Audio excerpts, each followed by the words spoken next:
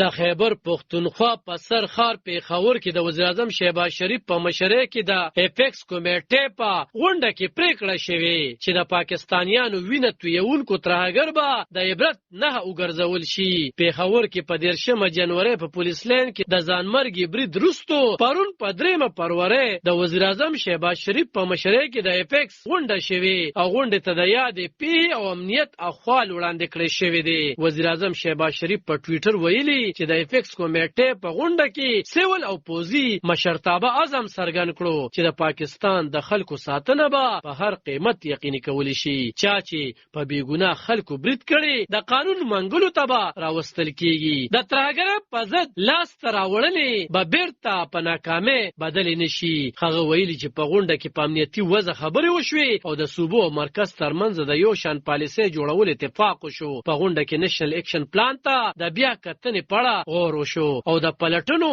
او فارنزیک او سی ټي ډي کار ته د ودې ورکولو د غونډې په فیصلو او عملي کولو منځوري ورکړې شوه. شهباز شریف ویلي چې مطبوعات، دیني عالمان او سیاسي مشران د ترهګرۍ په ضد ملي اجماع مخې ته وړلو کې خپل بنیادي کردار ادا کړي. ریاست به ترهګرۍ په ضد د زغم نه د لرو تګلاره خپله کړي. په غونډه کې اتفاق وشو چې د فیصلو عملي کولو لپاره طریقه کار به جوړول شي. د سرکاري خبري ادارې تر مخه د اپیکس غونډې په اړه د وزیراعظم دفتر ویلي چې په خیبر پښتونخوا کې به په فوري توګه د سی ټي ډي مرکز، د پنجاب صوبې په سیر فارنزیک لیب او د ښار د خوندیوالي یا سیف سیټي پروژیکټ پیل کولی شي. دغه رنګ ویل شوي چې غونډه اتفاق کړي چې ترهګرۍ د خاتمې دپاره به د مرکز او صوبو ترمنځ یو سوچ او تګلاره جوړول شي او په دغه لړ کې د تګلارې جوړولو دپاره لارښوونه هم شوې ده. غونډه اتفاق کړي چې په ملک کې دننه د ترهګرۍ د مالي مرستو ټولې سرچینې به ختمولی شي.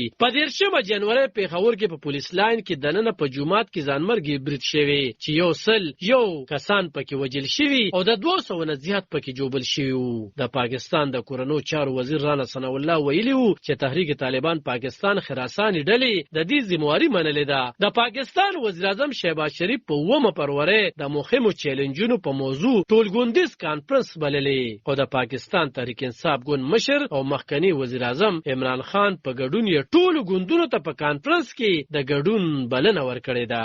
علب خان شیرپو، دلبر نیوز 400 د خیبر